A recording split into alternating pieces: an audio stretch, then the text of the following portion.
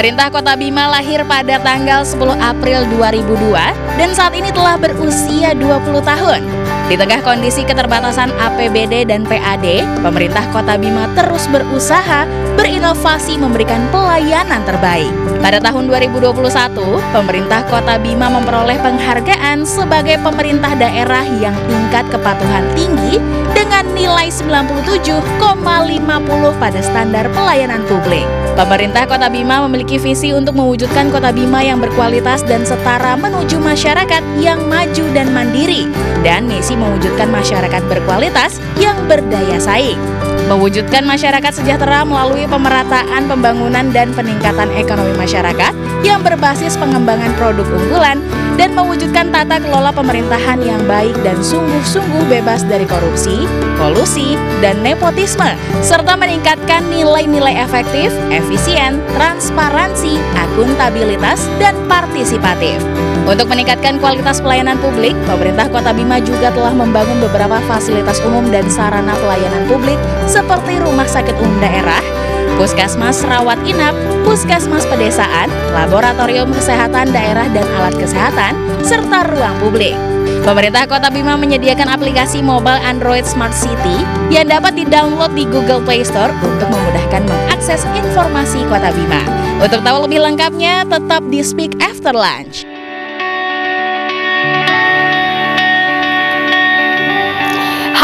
Selamat siang pemirsa, bersama saya Dewi Kumala. Selama 30 menit ke depan saya akan menemani Anda tentu saja di program kesayangan kita, apalagi kalau bukan di Speak After Lunch. Pemirsa, Wali Kota Bima sukses meraih tata kelola pemerintahan yang baik. Nah, hal ini dibuktikan dengan raihan berbagai penghargaan pelayanan publik berskala nasional. Dan belum lama ini beliau diundang sebagai narasumber pada sebuah workshop penilaian penyelenggaraan pelayanan publik tahun 2022 yang diselenggarakan oleh Ombudsman Republik Indonesia. Dan untuk mengetahui lebih lengkap, saat ini sudah hadir di studio bersama dengan kita Wali Kota Bima, Bapak Haji Muhammad Lutfi SE. Apa kabar Bapak Muhammad Lutfi? Selamat Kak. Ya, sehat selalu ya Bapak ya. Selalu. Bapak, kalau boleh tahu kita ucapkan sebelumnya selamat karena baru saja meraih berbagai penghargaan untuk pelayanan publik. Ini kalau boleh tahu apa saja nih Pak kiat-kiat sukses untuk bisa meraih berbagai penghargaan pelayanan publik nih Pak? Ya, terima kasih Mbak Dewi. Kiat-kiat untuk mendapatkan pelayanan publik yang terbaik adalah komitmen kepala daerah dan komitmen daripada kepala dinas dan OPD-OPD terkait.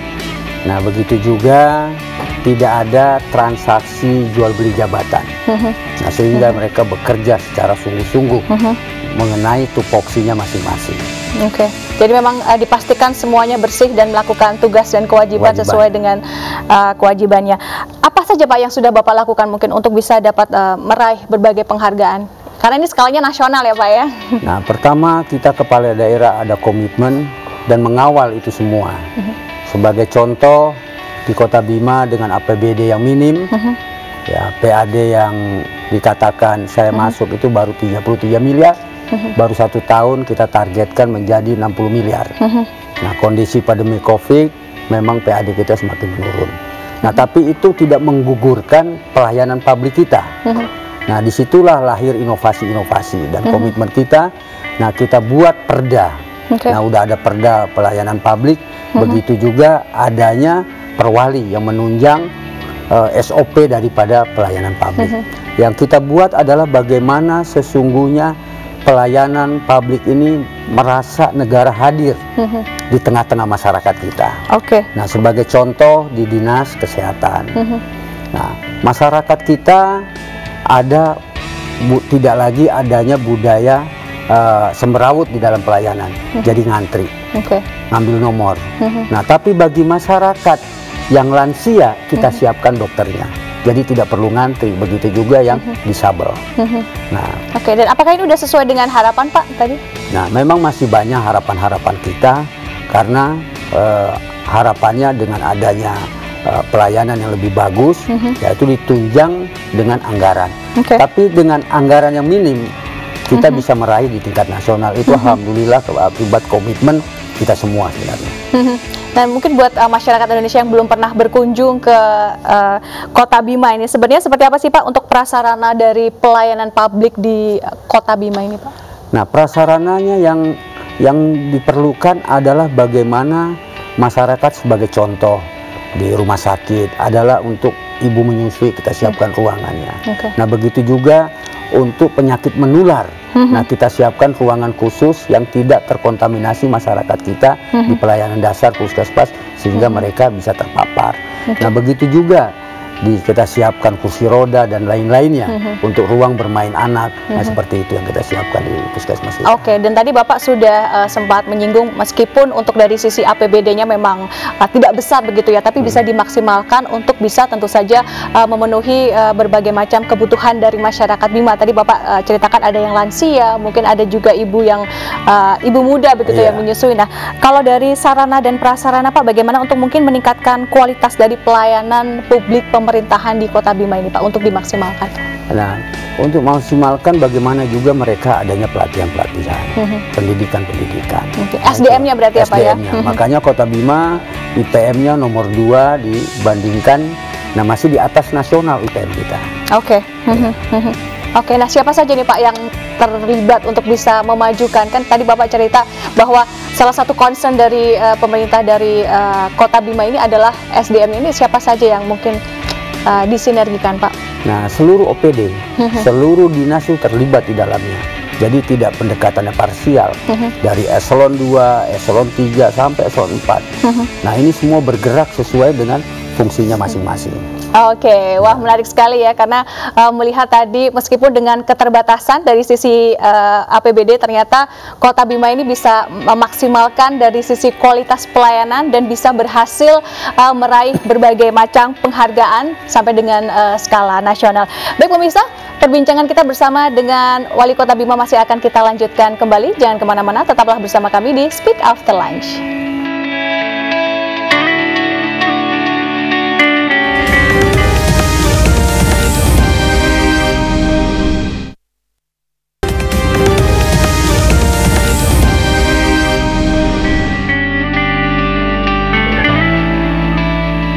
Ya, kembali lagi bersama saya di Speak After Lunch, dan juga kita masih membahas mengenai tema kita hari ini, yakni pelayanan publik, dan kita juga masih berbincang bersama dengan Wali Kota Bima, Bapak Haji Muhammad Lutfi. Bapak, tadi Bapak sempat menceritakan bahwa memang ada banyak sekali inovasi yang Bapak lakukan di Kota Bima ini. Mungkin bisa diceritakan Pak, mungkin dari sisi yang menarik adalah dari apps-nya ya Pak ya? Iya.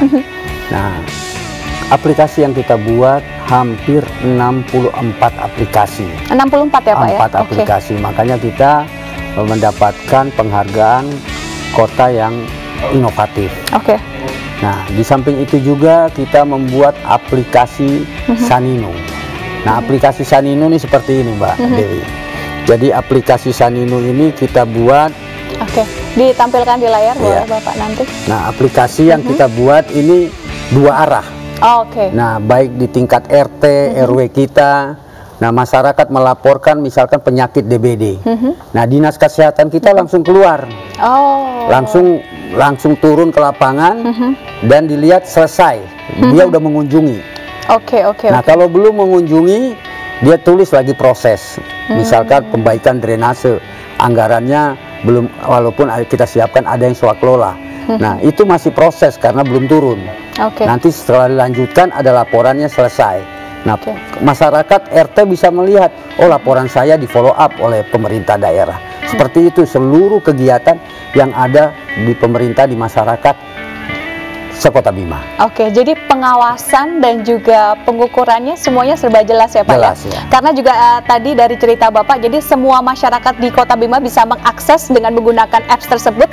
Jadi juga kalau ada keluhan juga bisa tahu kira-kira keluhannya, responnya sampai mana ya Pak ya. Oke, nah dengan adanya apps yang tadi Bapak sempat ceritakan 64 apps itu seberapa jauh Pak bisa menyelesaikan masalah yang ada di Kota Bima, keluhan-keluhan dari masyarakat? Sangat bisa menyelesaikan. Contohnya, masyarakat melaporkan tentang akte kelahiran, kematian, itu di follow up di dinas. Dinas langsung menerbitkan, mencoret. Nah, karena ada misalkan masyarakat ini punya kartu BPJS. Nah, kita bisa langsung mendelete BPJS sehingga pemerintah tidak lagi ada beban membiayai kartu BPJS-nya. Nah, karena di Kota Bima seluruh masyarakat yang tidak mampu kita biayai pakai kartu BPJS. Nah, itu sifat koordinasinya di dalam inovasi-inovasi yang kita buat. Oke, jadi semua saling bersinergi untuk saling-saling mengawasi ya Pak ya. Namun yang menarik nih Pak, seperti apa Pak respon dari masyarakat dengan adanya 64 apps? Karena kalau dibilang apps ini kan sesuatu hal yang cukup baru ya, dan mungkin untuk orang-orang yang sudah lanjut usia, di atas usia 50 tahun yang mungkin belum terbiasa dengan adanya teknologi, seperti apa Pak edukasi ke masyarakat-masyarakat yang mungkin sudah tergolong berumur Pak? Nah itu nanti dia bisa menggunakan cucunya, anaknya, dan lain-lainnya. Nah langkah-langkah seperti itu kita berikan ruang, nah sosialisasi, kita punya seperti ini. Nah aplikasi-aplikasi seperti ini. Nah itu di generasi muda, genre, nah dia video-videonya disosialisasikan. Nah sehingga perkawinan dini jangan sampai dilakukan, inilah dampak-dampaknya. Nah itu ada di aplikasi yang dilakukan oleh BKKBN Kota Bima. Oke, respon dari masyarakat sendiri seperti apa Pak pada waktu pertama kali sosialisasi untuk hal-hal yang mungkin masih tergolong baru ya Pak ya, karena ini berhubungan dengan teknologi. Sangat memuaskan bagi masyarakat karena hal-hal ini tidak ada di Kota Bima. Nah, apalagi pelayanan yang sifatnya kecepatan. Oke, nah dalam memenuhi penilaian kepatuhan nih Pak terhadap standar-standar pelayanan publik ini, mungkin Bapak bisa menjelaskan seperti apa Pak? Nah pertama soal maladministrasi. Nah artinya kepatuhan terhadap regulasi, SOP, nah pelayanan keramahan daripada aparatur pemerintah, misalkan di puskesmas, di dinas di capil, begitu juga di pelayanan terpadu. Nah unsur keramahan juga penting. Nah di samping itu juga prasarana-prasarana yang kita buat di setiap dinas yang ada. Itu kalau untuk kepuasan terhadap pelayanan publik, apakah ada juga apps ya Pak? Atau mungkin kuesioner yang diisi oleh masyarakat? Nah kita dalam aplikasi ini yang saya tadi sampaikan, pengaduan masyarakat terhadap pelayanan pemerintah. Nah hampir semua jarang yang mengeluh. Nah hampir masyarakat memuji karena pelayanan kita langsung ke tingkat dasar ini langsung menyentuh masyarakat. Jadi saya mengontrol kan seandainya ada dinas yang belum lambat. Nah saya langsung kontrol di handphone saya, kenapa nih tidak dilakukan? Nah saya telepon dinas, langsung di follow up. Dan tentunya kita juga masih ingin tahu seperti apa tantangan pada waktu pertama kali mungkin sosialisasi, dan juga berapa lama mungkin untuk bisa mencapai target dari yang diinginkan dengan bantuan teknologi. Kita jeda sejenak Bapak dan pemirsa, perbincangan kita bersama dengan Bapak Wali Kota Bima masih akan kita lanjutkan kembali. Jangan kemana-mana, tetaplah bersama kami di Speak After Lunch.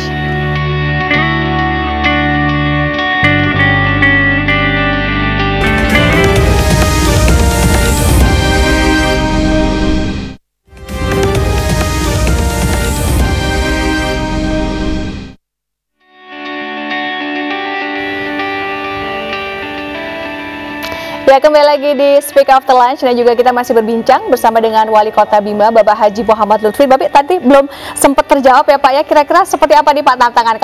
Karena kalau kita lihat sekarang pasti apps-nya sudah berjalan dan respon dari masyarakat ternyata positif sekali, karena banyak sekali yang merasa terbantu dengan hadirnya apps ini ya Pak ya. Kalau awal-awal pada waktu sosialisasi seperti apa Pak tantangannya Pak? Ya kayak masyarakat tidak percaya. Saya tuangkan di visi misi saya awal, kita berikan masyarakat HP. Untuk apa HP ini? Padahal HP ini nanti sebagai bentuk pelaporan terhadap comment center kita. Alatnya apa ya? Device-nya. Nah itu kita berikan HP kepada RT-RT. Nah sehingga di wilayah cakupan mereka bisa melaporkan persoalan-persoalan pelayanan masyarakat. Seperti akte kelahiran, akte kematian, drainase, sampah, lampu jalan, dan lain-lainnya. Nah bisa dilapor comment center kita, distribusikan ke seluruh OPD yang ada. Nah memang hampir 2 tahun kita bangun sistem seperti ini. Jadi kultur birokrasi yang tersekat, nah kita buat fleksibel mungkin, saling berkoordinasi. Nah sehingga bisa ada ruang bagi kita untuk menciptakan inovasi-inovasi.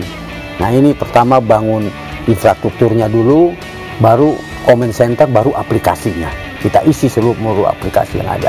Sehingga totalnya hampir 64 aplikasi yang dibuat oleh pemerintah Kota Bima. Kalau ditarik ke belakang, tahun ini tahun 2022, berarti 2 tahun yang lalu 2020 ini boleh dibilang awal-awal pandemi ya Pak ya. Iya. Pastinya dengan untuk hal yang baru, dengan menggunakan teknologi dan dengan adanya pandemi ini seperti apa Pak koordinasinya? Karena tidak menghalangi kita. Rapat koordinasi tetap jalan terus.